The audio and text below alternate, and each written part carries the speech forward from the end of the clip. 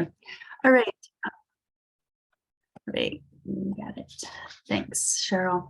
I just want to say hello and good evening. Thanks everyone for joining us today. I'm Cheryl. I usually go through this whole big spiel and I'm going to cut it down because I want to be able to get us to the content that Kris has for us this evening. So I want to say welcome to everyone who has either come back to this meetup, so you're a returnee, or especially to those that are new to this meetup group. We really appreciate the fact that you're taking time out of your day, your evening, to come and spend time with the community. We know that there's a lot of opportunities. In fact, so many opportunities with either local or regional or global meetup groups that, we feel it sometimes that we, expect a little bit of meetup fatigue, Zoom fatigue, Teams fatigue. So we're really happy that you're here, and we're glad that we're able to provide a space for this community with a variety of interests, and especially because you all value people.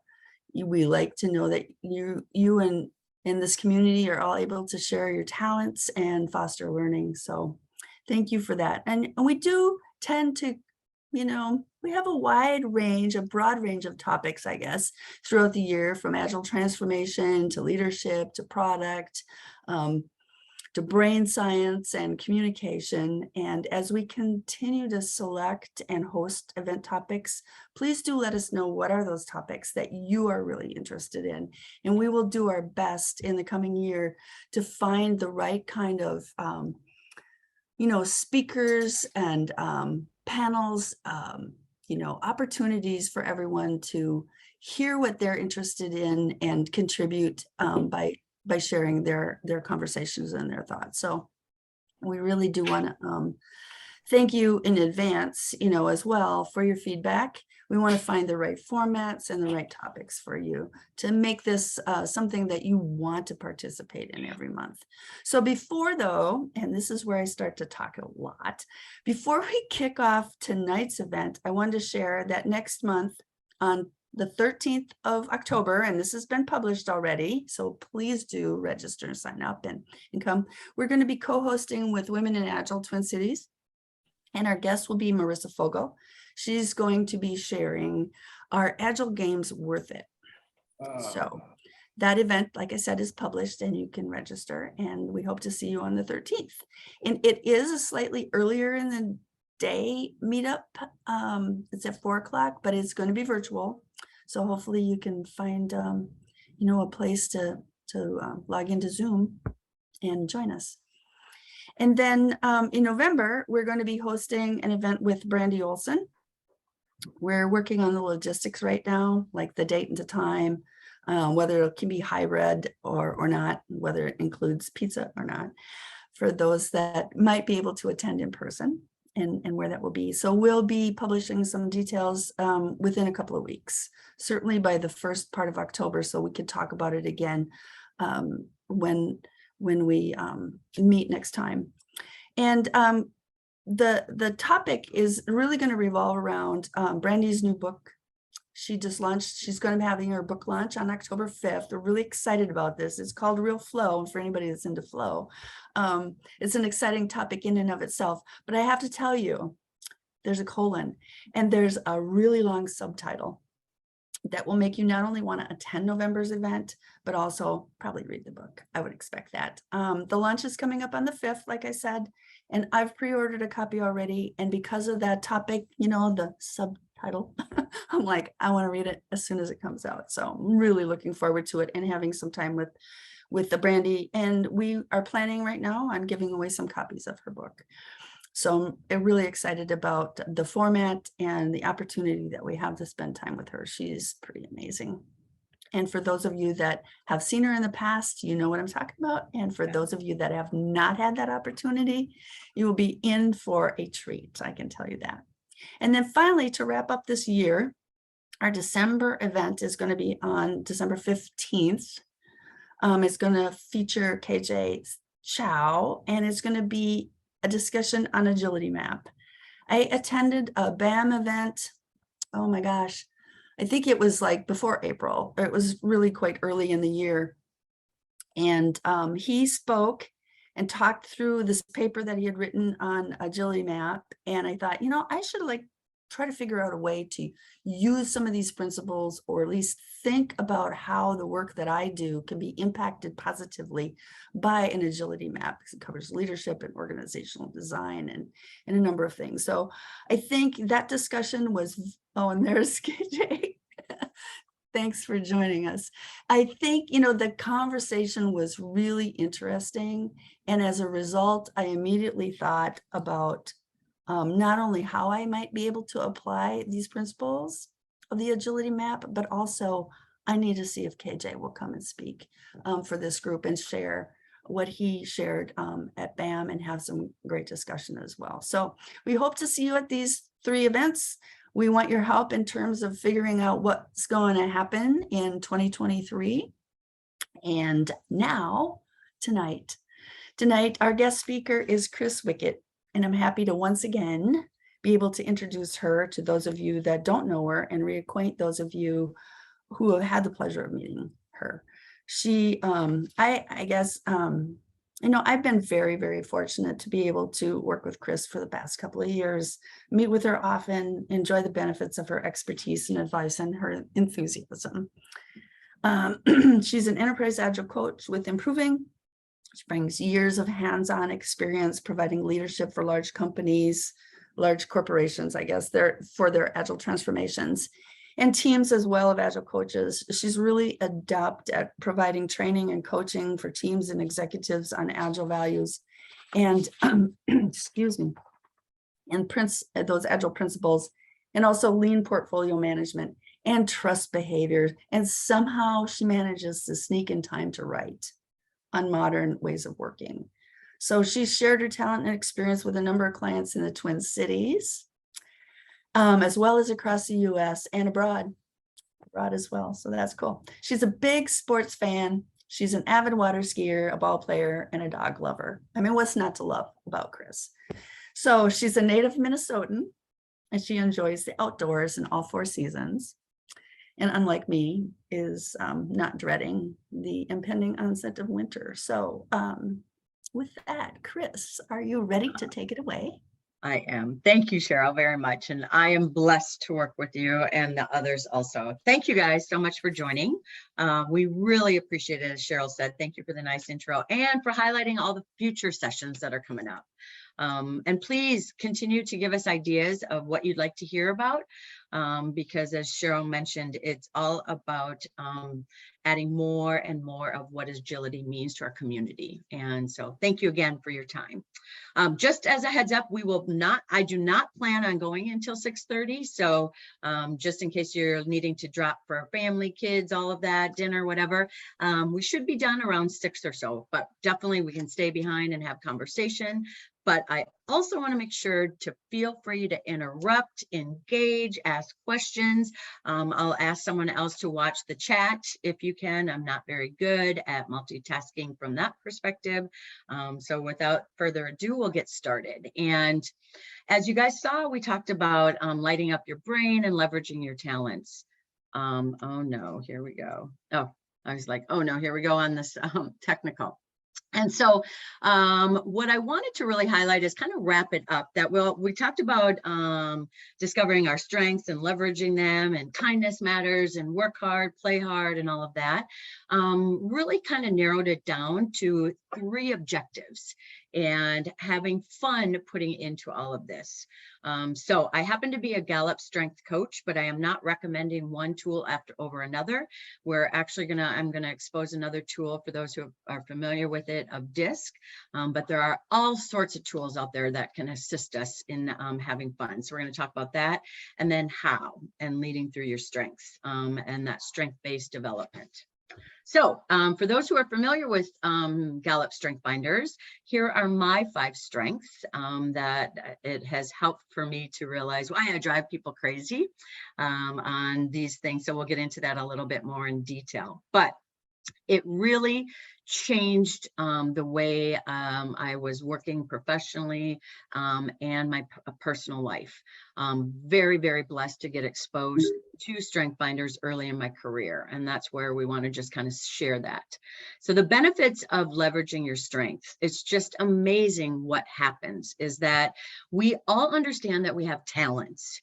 And it's all about the talents that help us with our strengths.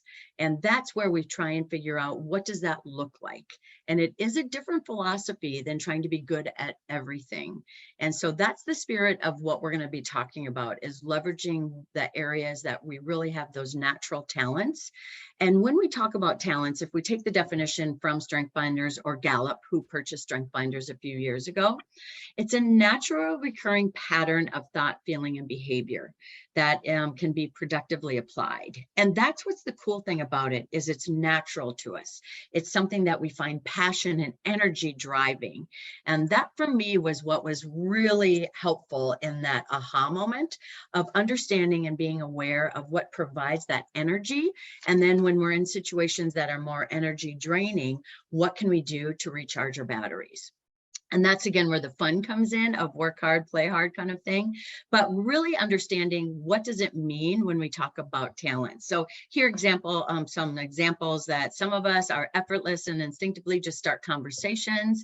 Others have more orderly in that time. Some of us have more natural about influencing others. We see patterns in data and so on.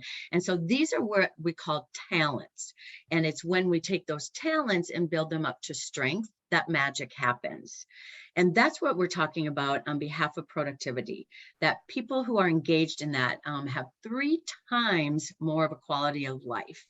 And thinking about that from an engagement of our jobs of 6 times more engaged.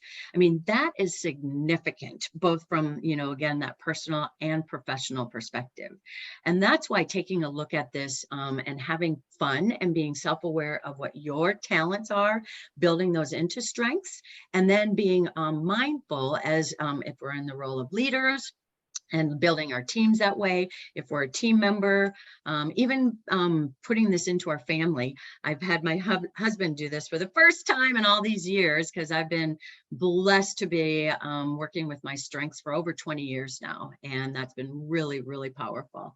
So now we have a common language with my husband too. So anyway, so this again gets into the benefits of why we are looking to do this. And when we take a look at these data stats, 7.8% of greater productivity when we focus on maximizing our potential, and then taking a look at it from the teams. Truly, if we are going at our feedback from more of that strength, now what that means is we can't ignore, if you will, the areas that we're not as strong, or in the case of a weakness.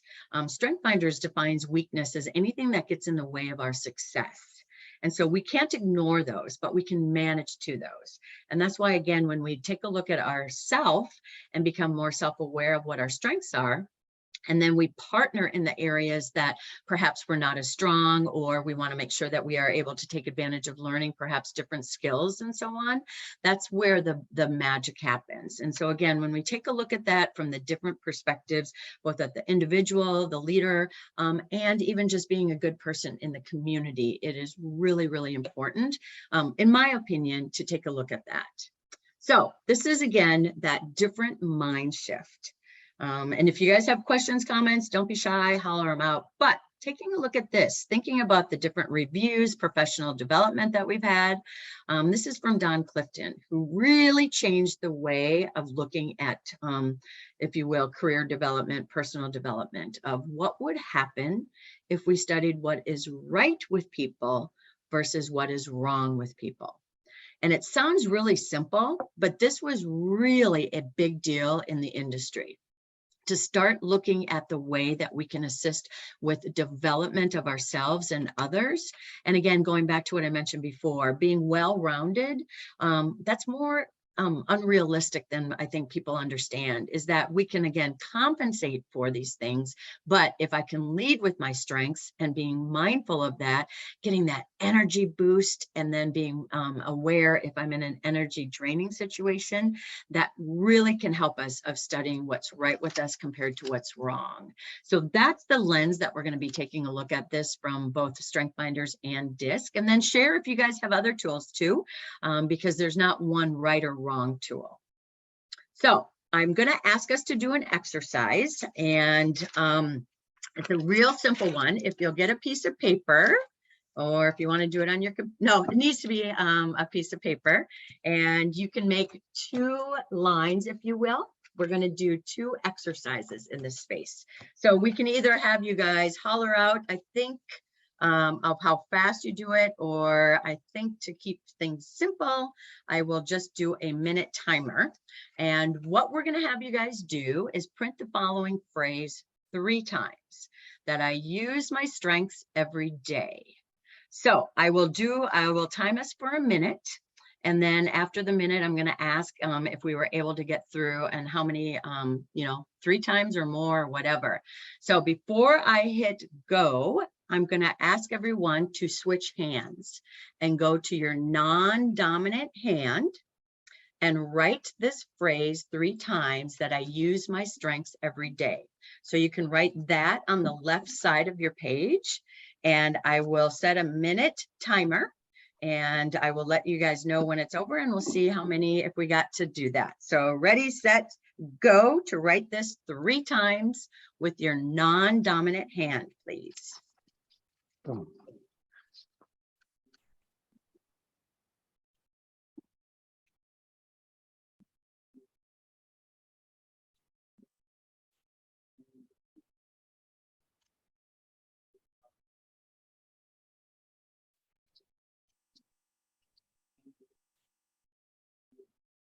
We're halfway through our minute, so 30 seconds left.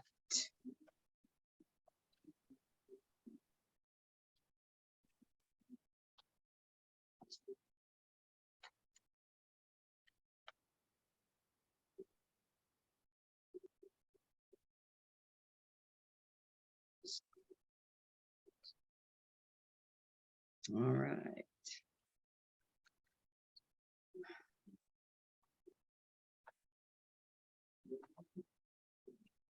All right, time.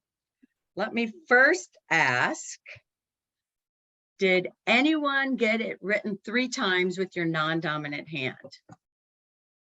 And you can get.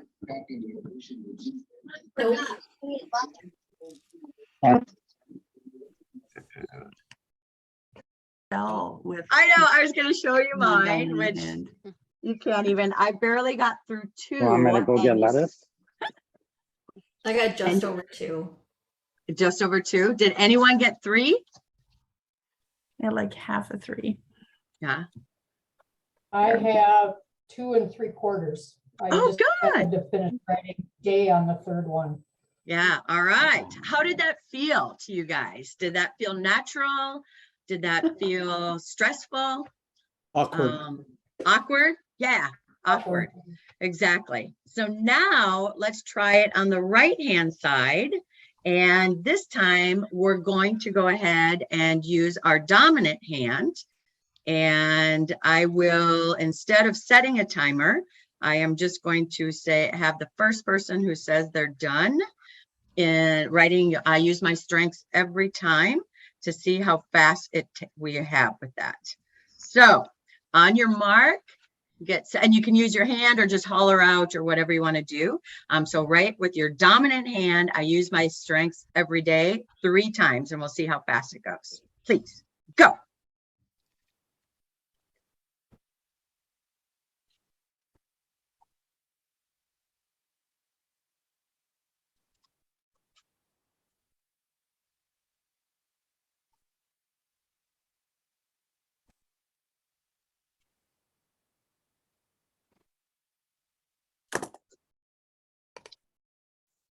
All right, Adrian. All right.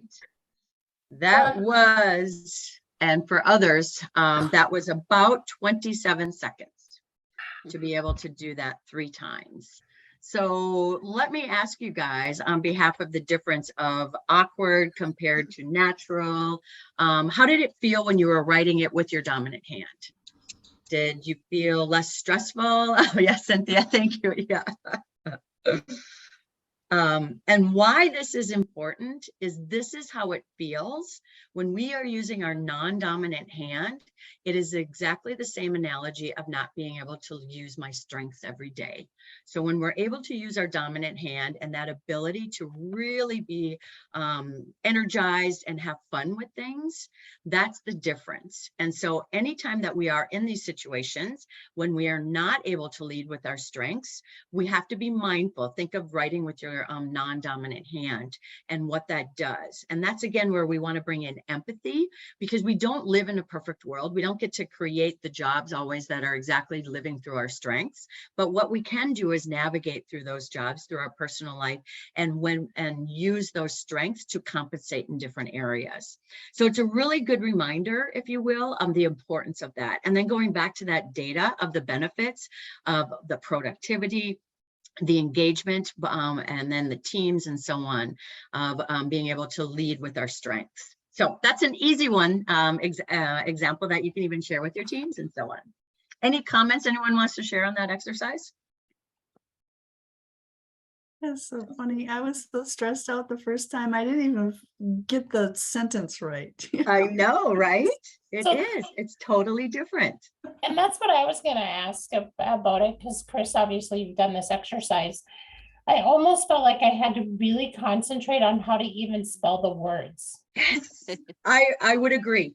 Everything, our focus went to the that non-dominant, and we didn't focus on really the outcome that we were going for. It was really just to accomplish that small task.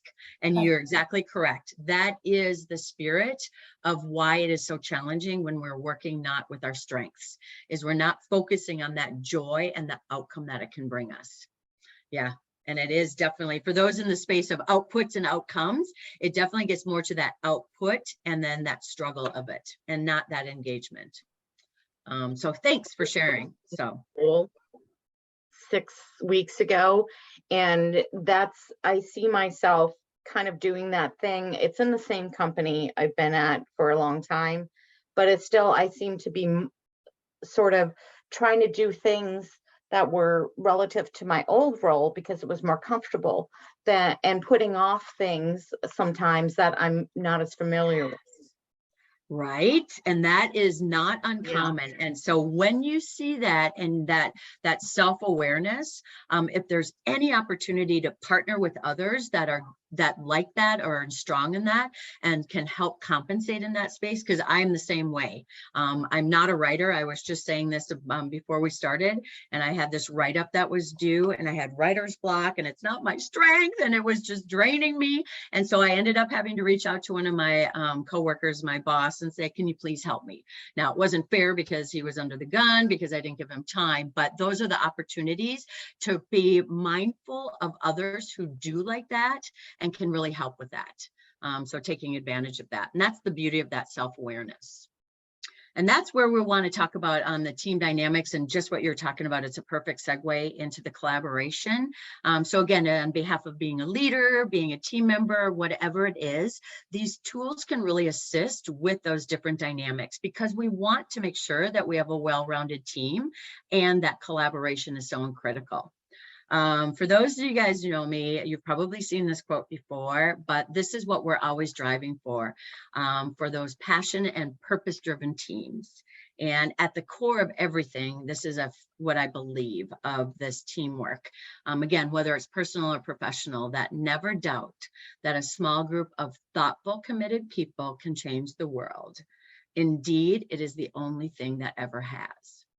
And when we really take a look at that, that's when we start to live through our strengths and help ourselves to figure out how can we get that magic. For those of us who have worked on those teams, who are part of those teams right now, we just want to bottle them up and keep them. And that's what we want to make sure that we continue to, if you will, share with others and propagate through our organizations, because that is when magic happens, that we can make the change that we're looking for. Especially a lot of us in this agile space, we're asking folks to take a leap of faith. We're asking folks to change the way that they've been rewarded, change the way that they do business. And so if we can assist them with that through leading with their strengths, it really can make a difference and make it be maybe less challenging and maybe a little bit more opportunistic. Sorry, I can't say that word. So again, I'm not saying one tool over another. But I will go into these two tools. If you decide, or for those who have already done strength finders, maybe you want to dust it off and take a look at it and so on. The talent assessment that they have is that this goes back to, we answer questions about what we like most and don't like least and so on. And so it helps to create patterns, which is again what we do naturally best. That's when we get that assessment of what are our talents, and they turn those into strengths. And it really helps us to then figure out what we want to, how we can live through those. If you end up doing strength finders, there is an option to do all 34 strengths, or you can just focus on your top 5. That is my recommendation as you're starting out with this, is just focus on the top 5. Like I say, I have been in this space for about 20 years, and it's for the first time I got my all 34. But prior to that, I had only been really focused on my top 5. And then I peaked at my top 10, but it was more about practicing into those. And then when I got my full list, I of course jumped right to the bottom and said, what am I bad at? And it's not that, it's not a weakness. It means that it's just not a pattern and it's not natural. And so that's where I can compensate through that through my other strengths. So what does that look like then? As we mentioned earlier, we have the different talents, but then in Strength Finders, they create the different domains. And the domains are, again, just bringing some vocabulary, some understanding to those different strengths. So we've got the domain of executing, and that is all about, as you can see, getting things done. The belief is about that our core beliefs are so important to everything that we do. And again, if you remember, my number 1 was arranger. And so my number one strength is all about executing and arranging very complex things into smaller bits. And so go to figure that I end up being an agile coach, working with big, large organizations and helping them to figure out how can we really take advantage of becoming more nimble and so on. The next domain is influencing. And this, again, is a huge area that most of the time we do not have, if you will, the hierarchy, or while we could have the hierarchy to say you must do this, that's really not, if you will, that servant leadership that we're going for. That is not that inclusiveness and really empowering the teams. So influencing is a really important part of a majority of what we do, both personal and professional. And so these are all of the different types of strengths that fall under that. And from one of mine, I've got maximizer. So speaking for myself on maximizer, that means that you always want to go from good to great.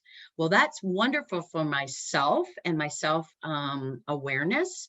But when I'm leading people, or when I'm with a team and I'm a team member, I have to be really mindful that imposing my good to great on everything is not appropriate. And so good enough is a lot of times just good enough. And so having this common vocabulary amongst our team members, and again, my awareness that it's not fair to impose my standards on other people, can really be helpful. And again, that's where we bring in this empathy and kindness and being mindful of the different styles. The next domain is relationship building. And as you can see on these, lots of different, if you will, talents or strengths. And for me, I have 2 in this space of adaptability, which is living in the now, and that being present.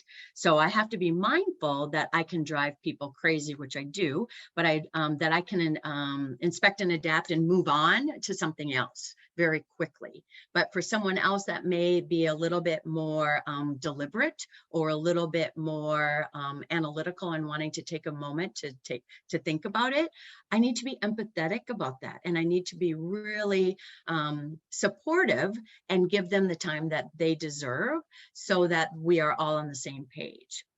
The other one for me, and this one changed when I started to lead people, was in this relationship building, is individualization, of being able to recognize the strengths that everybody has and helping them to come together as a team and really recognize that. So again, just an opportunity to understand where you're at for your self-awareness and then your team.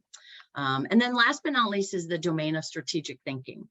There are a lot of folks that are in this space, a lot of folks that are not. And that's this one, I think, is a really important one, from empathy and understanding the different styles. Because again, being mindful of mine is futuristic of, oh, the world is our oyster. Oh, think about this, that, and the other. But I have to be mindful that for those, again, that may not be in that strategic thinking, that I might go too fast. That this was a hand signal with my previous manager, that if I was doing this, he's like, Kris, back up the train. You're going too fast, and you need to be mindful that to get step by step. So this one, again, is something to, if you've got strategic people on your team, if you're a strategic thinker, where are opportunities that you can really flex your plex there and help out in thinking of those different scenarios, the different ways that you can do things. So these are the different domains that we have yes, Chad, thank you. Thank you, Kris. So Yeah. I put my question in the chat if you want to look at it. Oh, cool. Thank you. In your experience, like, how did these skills relate to like your personal life versus, I don't know, your business life or whatever you want to call it? Like, are they usually overlapping or opposites? Or maybe, I don't know if you could tell us a little bit about that.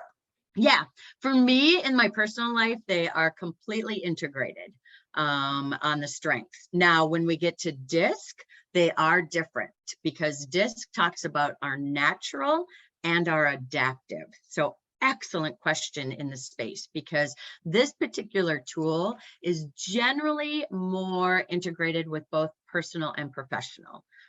So like for adaptability for me, by living in the moment, I have to be really careful because I am cool with, yeah, I'll go to any place. I don't care what restaurant we go to. I don't care. It doesn't even matter what time. But for someone else that wants to have more of a plan, I do need to be more mindful of that. But from my experience, and I don't know, Angie, I know, or anyone who is in this space of strength finders, please feel free to speak up. But I find that this particular with strengths merges and integrates really nicely with personal and professional. Yeah, What do you think, Angie? I see the same thing for myself and anybody that I've worked with. Mine is my top 5 are futuristic, individualization, achiever, responsibility, and learner. And it doesn't matter if I'm at work or if I'm at home. Those absolutely truly lead my life, and they're almost like the core of my character. Yeah, it's crazy. And you have vocabulary for them now, right? So why do we like to learn all the time and all that kind of, yeah. That was what was helpful for me of, oh, now I can have common language to share with people. Yeah, cool. Thank you. So hopefully, Chad, that answers. But when we get to DISC, which is where we're going next, that is definitely different from my perspective. So, all right. So hopefully I can get back. Yeah, perfect. So for those who have done DISC, that again, none of these are, they are not personality assessments. These are behavior, if you will, and how we react to things. So that's where we can adapt to them. That's why we can build them up and so on. So it is different than personality tests. But DISC is one, again, also that helps us to see the different ways that we are from improving our work, teamwork, and communication. So let's take a look at that. And DISC is available. The gentleman who created it actually was the person who, and for those who are superhero fans, who created Wonder Woman. is the author of DISC, and he also created the lie detector test. And so he just wanted to share this. And so there is no real trademark or anything on it. So lots of free domain out on that you can find if you Google DISC. But this one again is all about describing our behaviors for challenges, influencing others, our pace. That is another big thing. And figuring out how the pace that we like to do things. I find this one interesting about how we respond to rules and procedures.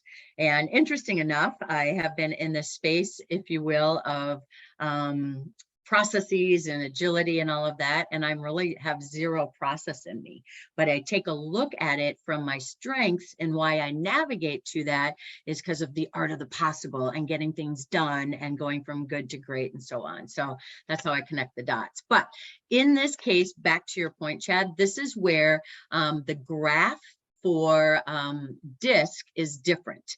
We have our natural behavior, and then we have our adaptive behavior.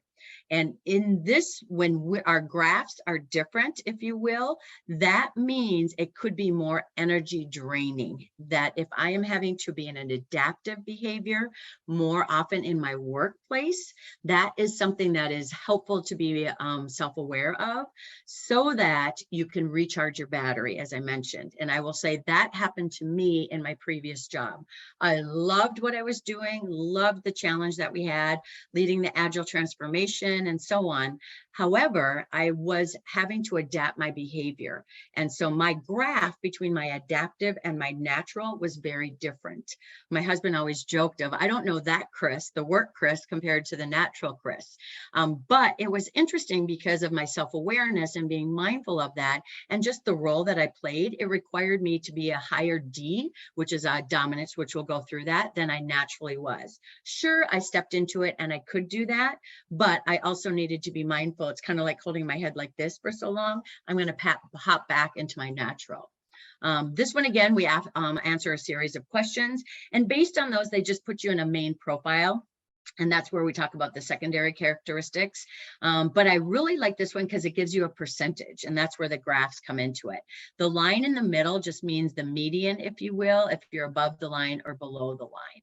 So in this example, they are very similar for their adaptive and their natural. And so that means that they're probably living through their strengths at their job also, more so perhaps than, like I say, in my previous role. Now, and again, not that I didn't enjoy what I was doing, I just had to be super cognizant and making sure that I aligned myself with wonderful team members and so on to facilitate what we needed to get done.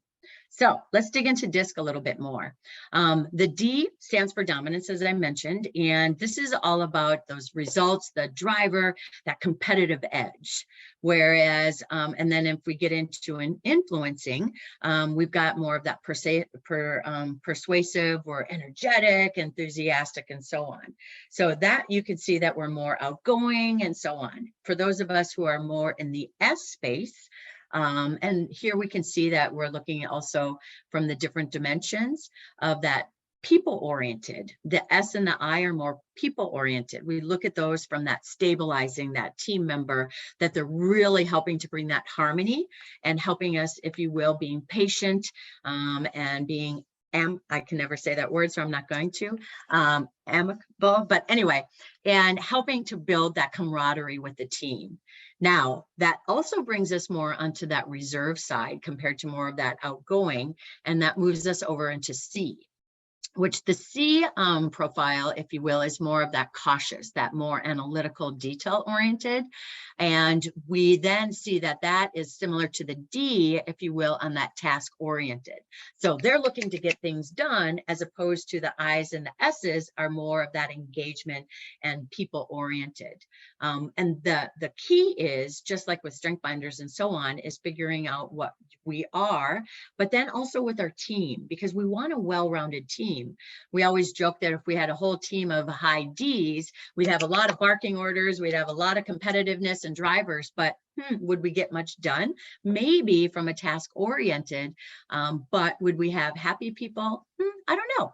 It's always interesting. But if we had a whole bunch of eyes on a team, which I'm going to show you an example of, we'd have a lot of happy people, but would we get as much done? So again, this is all just kind of, that's where I say have fun with it and being mindful of the different perspectives, because each tool has a lot of value. So that's the definition of DISC. Here's an oldie but a goodie that I always go back to as a reminder for myself. And when I have the privilege of leading people, really figure out what motivates yourself and what motivates others. Because at the end of the day, it's all about really that autonomy, mastery, and purpose. And I'm finding, embracing my age, the older that I get, I really, really appreciate that mastery and purpose. And going back, if you will, to that teamwork definition from that quote of that purpose driven and helping folks to see that greater cause. What are we doing that is bigger than ourselves? And mastery is, again, something that helps us with our strengths, leading through our strengths. This video down below, and we'll publish this so you guys can have the PDF of it. If you haven't seen this video of Daniel Pink, it's all in character and all of that, it's really good. We actually use it with our leaders to help assist that for those that may, it talks about that, while we all want to be paid a fair salary, the motivation of money is not why most people come to work. They want that autonomy, mastery, and purpose. So how can we make sure that we are providing those opportunities to motivate ourselves and others? Daniel has a new book out called Regrets. I haven't had a chance to read that, but it's on my list. But if it's anything like Drive, I'm sure it is phenomenal. I don't know if anyone's read that, but any shout outs if you have in their reviews, don't be shy. But this is an oldie from Drive. All right. So then it's all about, if you will, like we've talked about, leading through strengths. And again, when we talk about leading, that's ourselves as an individual contributor, as I say, being privileged to lead people. I stole that from Simon Sinek because it really resonated that when we're in that leadership role, it is a privilege. It is a privilege to be able to have an opportunity to impact others, to help them to be the best that they can. And that's when we want to really take a look at that kindness and matters and bringing in empathy. You've heard me talk about that a few times. And this is where I think that's where we have that fun and understanding of each other and ourselves. We really step into that active listening. Yesterday we're listening to one of Simon Sinek's active listening videos, which we really don't take training for listening, and we should, because it's we think we hear, but do we really listen to people? Are we really understanding? Do we start a conversation with judgment or curiosity? Because that whole insight and understanding can change things. And that's, again, where kindness matters, and being mindful of the different styles and having fun with that. So I think, again, no matter what role that we're playing, this is, again, where I think it crosses both personal and professional of being empathetic and leading with kindness. I have a saying at my house that no one ever regrets being too kind. And I think that's an interesting message. So focusing on our strengths, this is, again, going back to if we focus on our strengths, we can manage around our weaknesses. And again, it's not that we won't have weaknesses, we will. But if we can figure out how to manage those, how to partner with people, those are the best leaders, in my opinion, that completely surround themselves with folks that will help them with everything that they're doing. In the areas that perhaps if I'm not a data person and someone on my team loves data, let's partner and let's get that going. So again, this is where if we take advantage of the strength finders, we identify our talents, and then we really work to develop those strengths. And it does take practice, because we want to make sure that we're understanding what does that mean. When you get your report, for those who may already have it, take a look at, you can highlight the words that really resonate with you, but also be really mindful of the blind spots, and making sure that you are managing, even though it might be a strength, that you are managing or mitigating the risk that those blind spots may give you. I shared a couple of those, like with my maximizer and my arranger and so on, but that has really helped me. And the more that I dig into it, the more those blind spots resonate.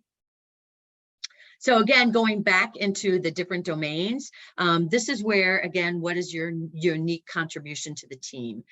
Doing this for all of your team members, yourself, your leadership teams, and so on. This is one thing that I think just changed the way our team worked at American Airlines.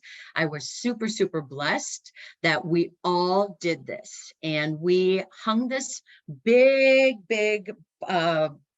poster, if you will, in our team room. And we lived by this, by everything that we did.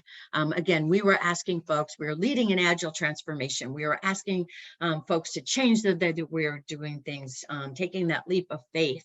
And so what we wanted to do also is lead with our strengths. And so we would take a look at all of the different styles that we had on the team and partner people up wherever possible. I would want to make sure that they were able to lead with their strengths. However, again, it's not a perfect world, so we might have to go into situations that that's not possible. So then partnering up with someone else. And this was super, super helpful. And then as team members joined our team, we were able to use this as kind of a fun, let's get to know each other. And so everybody would do it, and then we would add them to it. And very, very powerful for team building. Then we also took a look at it from another perspective of DISC. This is an example of Agile coaches that we did DISC. And this was, if you will, how they were at work. So this was their natural behavior, not their adaptive. And so we really focused on that because they, again, were leading an agile transformation. But if you'll notice, we didn't have anyone in the D and C spot. So we had a lot of great interaction, a lot of caring from relationships and supporting, but we also needed folks to step into that high D and high C. So this was an opportunity for us as a team to be self-aware of our own styles, but then being mindful who could step into adapting into more of that high D and high C roles, because we needed that well-rounded team. We knew naturally we were covered, but as it turned out, the leader had the highest, if you will, percentage in D. So he was willing to say, hey, I will take more of that lead in the high D, but we had to be mindful too that that was not going to be a natural energy gainer. That was going to be kind of an energy drainer. And so the team collectively would work together. Another technique that I would use in this case, if, as I mentioned, of being more of adaptive high D, is I would tell my team straight up, if we had been having the opportunity to maybe debate things, share things, and so on, but we needed a decision made, I would say, I'm putting my high D hat on, and this is the way that we're going, so that they would understand that I'm stepping outside of that and that I appreciated all of the opinions, but we needed to get some things done, and this was the direction that we're going. The same would happen, I'd say I'm putting my high C hat on, that if we had to send anything out to the enterprise, if we needed to make sure that a punctuation and everything was perfect, again, I had to watch my maximizer, but I would make sure folks knew that I was putting my high C on, because that way they were looking at me at a different role. So again, just another perspective, but very powerful. And again, many different tools. At American Airlines, we also did Emergenetics. I know there's Myers-Briggs, all sorts of different tools that you can take advantage of, and they all have their benefits. So in closing, what I always want to say is be that continuous work in progress. Continue to learn and have fun with that. Here's that saying from Simon Sinek of working hard for something we don't care about is stress. Working hard for something we love is called passion. And that's what we're going for. And that kind of goes back to both our personal and professional life bleeding into each other, of having that passion and love what we're doing. So pick a tool and start with yourself and with others. And like I was kind of explaining the different perspectives and the different benefits each tool brings, have fun with that. But here's the biggest thing that I would say is make sure that you take time to learn. If I've learned one thing, and that's through a lot of the meetups, I know Angie, you really helped with that, the session that you did on the way that our brain works. When we're under stress, if we're trying to learn new things, our brain is in a different place. So we really need to put ourselves in a place that sets us up for success to really learn things and be able to explore and try different things. So take time for yourself and for your team so that you really set yourself up for success. Kris, I have What a was question. Oh, perfect. Thank you. Is strengths and characteristics change based on age? The answer is no, because they are your talents, they are inherently in you. Now, that said, they do kind of fluctuate between your maybe top 5, top 10, depending on perhaps your personal or professional situation at that time. So I have done it over my 25 years. 3 times, and each time I have been in a very different role at work and or a different personal situation, but they all were the same within my top 10. They have all, and my top 5 have been pretty solid for the 3 of them, have never left my top 5. So they don't necessarily change. And I don't know if Angie, if you want to add any more in that. Angie's a strength coach too, which is why I reach out to her for her comment on it. So they are at your core because they're your talents. What do you think, Angie? Yeah, I agree. It's the same. The top 10, and usually it's the top 5, may shuffle around a little bit, and meaning that they're still going to be in your top 5 or your top 10, but based on role change or life change, they might just rotate. Like instead of being a 1, it's a 2 or a 4 or 5. So they'll just flip around a little bit, but they're still always going to stay in your strengths or your non-dominant strengths area. Yeah. It was interesting. One of the big things that changed for me when I started leading people, as I mentioned, individualization, that got traded out by self-assurance because I was no longer an individual contributor that I could say, hey, I know the right way to go. I had to be more mindful, but it just went down one. They just switched. It wasn't that it wasn't in the top 5. So I still have that as a strength, but it's my more dominant is paying attention to all of the individual strengths that we bring. And last but not least, this is all about fun. Have fun experimenting with it. Have fun with yourself, again, on that self-awareness. As I've shared with you a few times, just having that vocabulary to assist folks to say, oh, that's why I do this. Oh, now I understand. Or that arranger, like I say, I can drive people crazy on a ranger, but I now have vocabulary to assist with, why do you like these complex things? Why do you think that there is the art of the possible? And that can help rather than it being seen as just looking through rose-colored glasses and Pollyanna. So that's really all I have other than comments, questions. I'll take a look at the chat.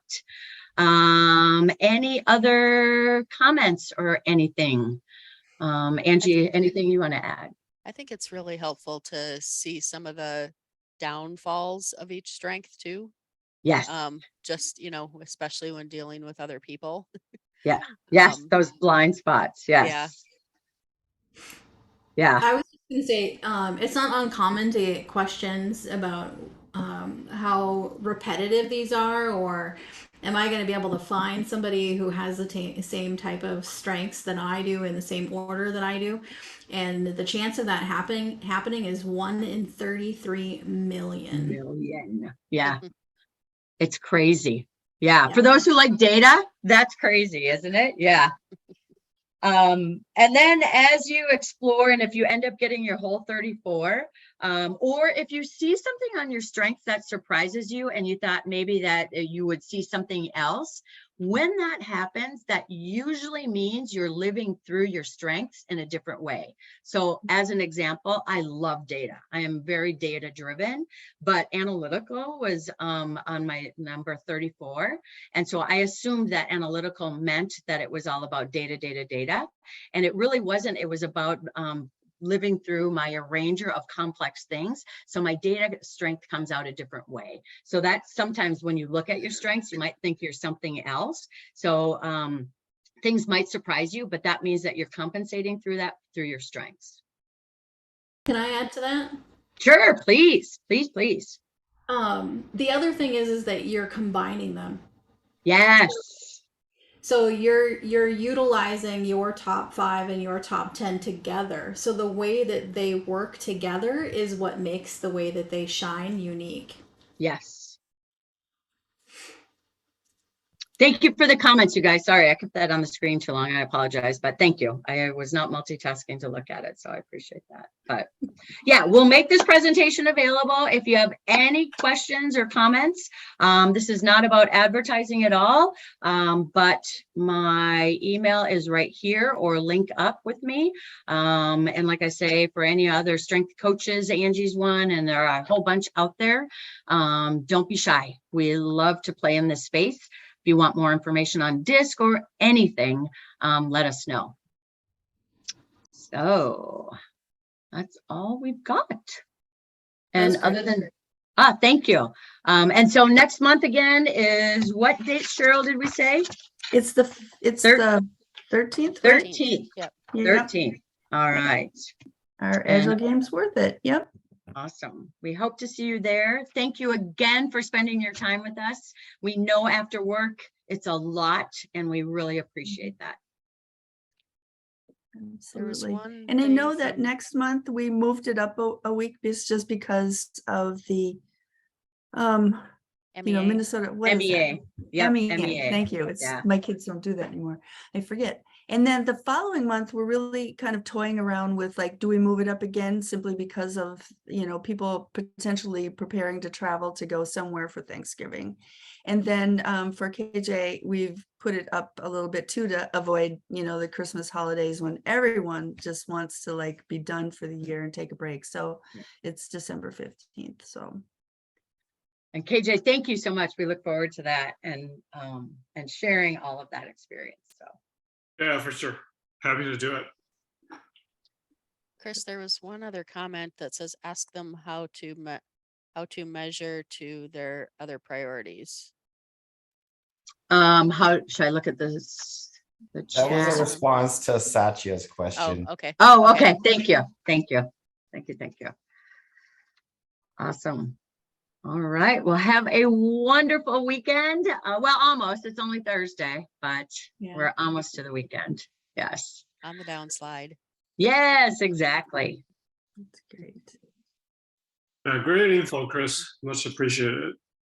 Yes. Thank you. You can see I'm passionate about this too. This is an energy giver to me, because when I joined this call, they saw me energy drained.